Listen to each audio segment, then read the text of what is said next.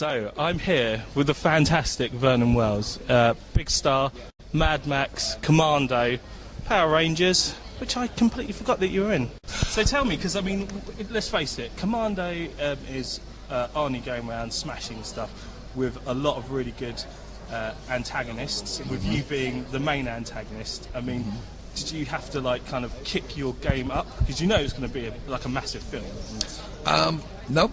No? Just did your... I actually just did what I normally do. I don't know. I don't have that attitude of walking on set and thinking that I have to piss higher up the wall than a star. No, of course not. I just like to go on the set and do my job.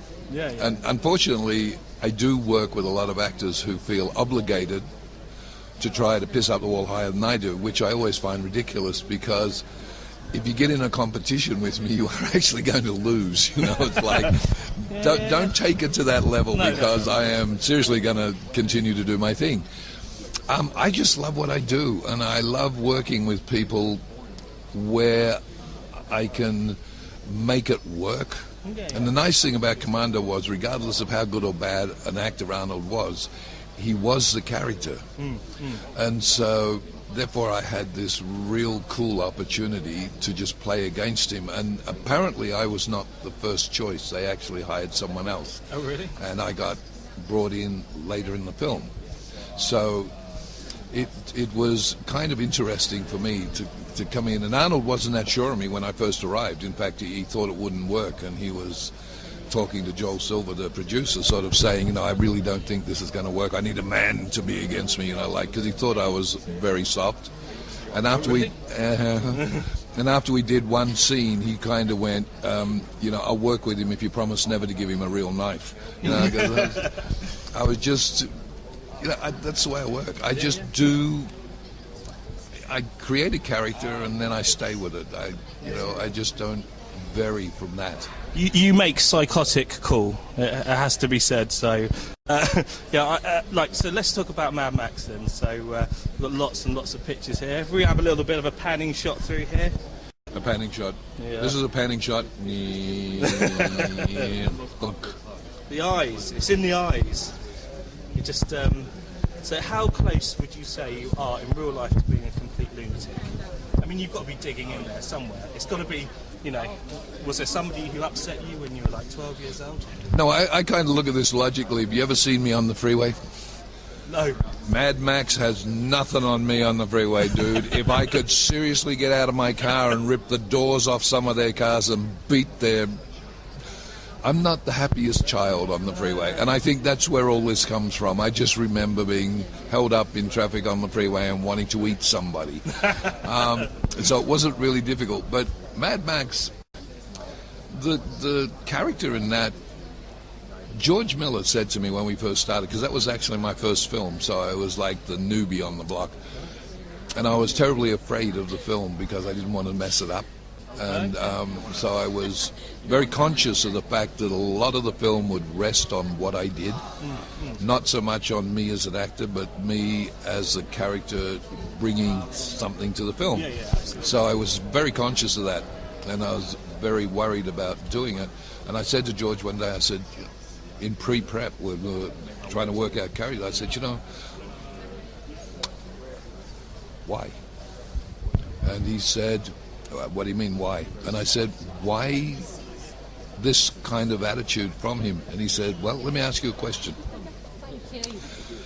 If tomorrow morning you woke up and a sunspot had hit the earth, there was no electricity, no communications, everything that you rely on in your life was gone through no fault of your own, or not from the fact that somebody had dropped an atomic bomb, but the apocalypse was here, but natural, what would you do?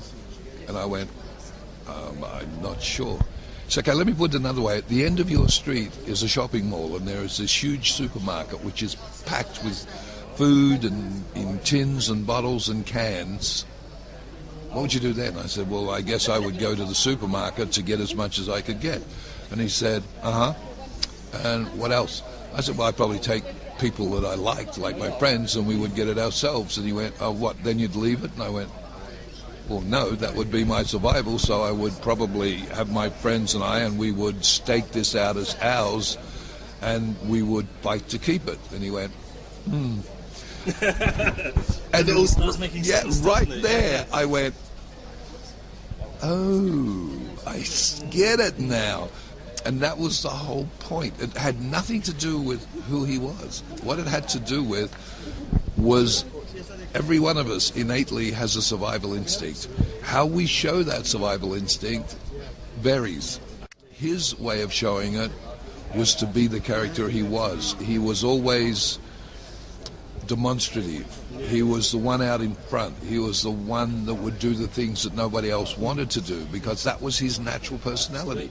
And that was, a lot of that he worked off me, because number one, I'd been a football player, playing Australian rules football, up until like 6 months before we did the film. So I had that attitude. I came from living on a farm when I was a kid. I rode horses, I rode motorbikes, I did all these things. So I was the epitome of the manly butch asshole, you know, like drink a beer and kick the dog sort of thing. Yeah. So that was the attitude I already had.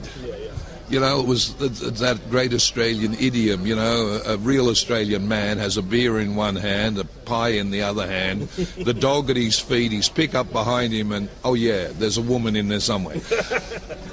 And that was my attitude. That was what I grew up with. So I had that attitude, and that was what George used. He just let me run riot with who I really was, but not the insanity part of it. That just came out as the character.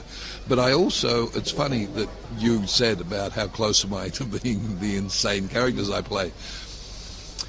Deep down inside, I worry sometimes that to get what I get and to find where it is, there has got to be that character or characters somewhere in my psyche. And it scares the shit out of me, because I sometimes think, what would happen if I was actually pushed to the wall? Would I revert to being that character? And I think I would. And so it's that thing where you look at it and you go, there's a lot of truth in all of this, and that's worrying. Yeah, I get to show it a lot. That's what I like about it, is actually all that aggression that I've built up comes out on the set, and I get to kick the shit out of people who get up when I'm finished and go, cool dude. You know, and I love that. It's like I say to people, I get to use guns and shoot people, and when the director yells cut, they all stand up and go, that was so cool. So, how old were you when you did Mad Max? I was 36. I actually had to be threatened to come to LA. I really never wanted to go to LA. I kind of grew up in country, as a country boy. Moved to the city with my mother when I was 14. I had no ambition to come to America. There was 300 million people and I was one. You know, I figured that I was totally outnumbered.